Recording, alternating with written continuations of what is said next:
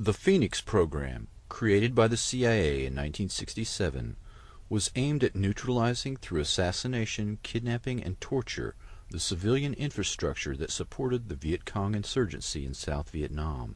It was a terrifying final solution that violated the Geneva Conventions.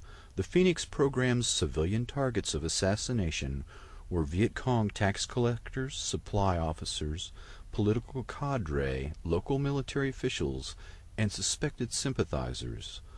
Faulty intelligence often led to the murder of innocent civilians. Rival Vietnamese would report their enemies as VC in order for U.S. troops to kill them. In 1971, William Colby, head of the CIA in Vietnam, testified the number killed was 20,000. South Vietnamese government figures were 40,000 dead. CIA officer Ted Shackley managed 600 military and 50 CIA liaison officers who were working with South Vietnamese officers in 44 provinces. Ted Shackley and Robert Comer played key roles in recruiting Phoenix program personnel. Many covert action officers were Cuban refugees from the Bay of Pigs fiasco. They ran the CIA's counter-terror teams, which were in fact assassination squads. Colby, Comer, and Shackley reported to the Director of Central Intelligence, Richard Helms, and the White House. From the beginning, the Phoenix program was conceived by the White House and supported by the CIA. Phoenix called for neutralizing 1,800 targets a month. About one-third of VC targeted for arrest were summarily executed. Green Berets and Navy SEALs would assassinate suspected VC sympathizers or cadre, as well as South Vietnamese collaborators and double agents. In 1982, an ex-Phoenix operative revealed that sometimes orders were given to kill U.S. military personnel who were considered security risks. He suspects the orders came not from division, but from a higher authority, such as the CIA or the Office of Naval Intelligence. The following testimony of Vincent Okamoto, combat officer lieutenant in Vietnam in 1968 and recipient of the Distinguished Service Cross, the second highest award conferred by the U.S. Army, wounded 3 times. Quote, "The problem was, how do you find the people on the blacklist? It's not like you had their address and telephone number. The normal procedure would be to go into a village and just grab someone and say, 'Where's Win so-and-so?' Half the time the people were so afraid they would say anything. Then a Phoenix team would take the informant, put a sandbag over his head, poke out 2 holes so he could see, put como wire around his neck like a long leash, and walk him through the village and say, 'When we go by Win's house, scratch your head.' Then that night Phoenix would come back, knock on the door, and say, 'April Fool, motherfucker.' Whoever answered the door would get wasted. As far as they were concerned, whoever answered was a communist, including family members. Sometimes they'd come back to camp with ears to prove that they killed people." Penetrations into the Viet Cong infrastructure were accomplished by blackmailing or terrorizing a member of a targeted individual's family to gather information. Every Vietnamese 15 and over had to register and carry an identity card. These records were computerized and evolved into a highly computerized and statistical means of generating 1,800 names a month for the target list and coordinating this information on suspects from 30,000 plus informants.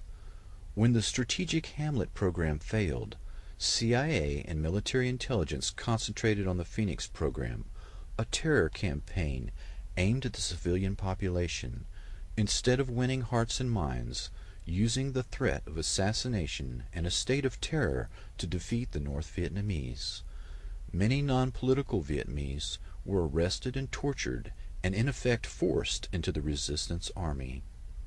Phoenix program architect Robert Comer, after leaving the Pentagon, said, quote, "I would have done a lot of things differently and been more cautious about getting us involved."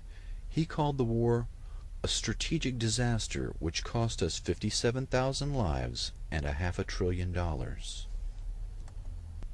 The Vietnam War was the formative experience for a generation of CIA and military intelligence personnel involved in the Phoenix program. They viewed the military defeat in Vietnam as a betrayal on the home front, a loss of will by domestic political enemies, not a military failure against a nationalistic revolution fought as a guerrilla war. The Phoenix program, assassinating suspected VC sympathizers in a systematic manner, worked well and is the blueprint for the current black operation targeting thousands of loyal Americans using state-of-the-art microwave and radio frequency radiation weapons. The motivation to suppress domestic dissidents and to assassinate loyal American opposition stems from the perception of dissent against the war as treason. This philosophy is stated very clearly in the Mind War paper written by NSA General Michael Aquino.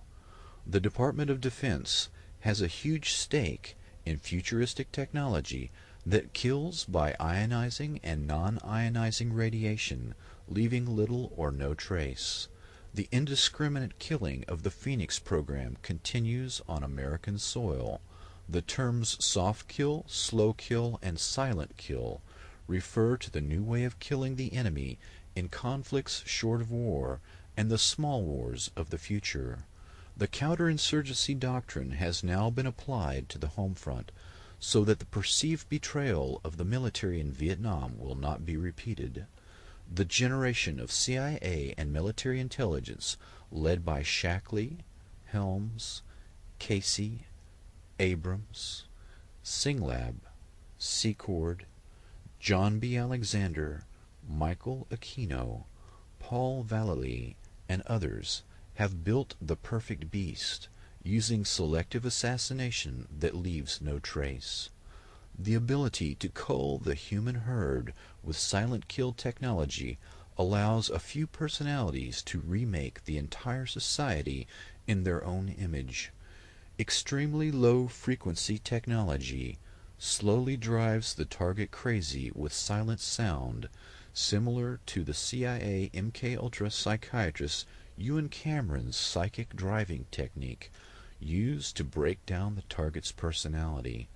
The new buzzwords at the Pentagon are synthetic telepathy and psychotronics. Another means of attack on targets is the Smirnov patent that uses subliminal suggestion to manipulate human behavior. This patent was purchased by the remote viewing company Scitech Corporation. Military intelligence officers involved in developing these non-lethal weapons include Alexander, Aquino, Puthoff, and others, also control Scitech. Emotional manipulation is accomplished using Dr. Michael Persinger's work to remotely project emotional states that the brain entrains or locks onto and emulates. One can broadcast rage or fear at an individual target to manipulate and control them. As if these methods were not enough to torture and murder people, add to this nightmarish toolbox active gang stalking.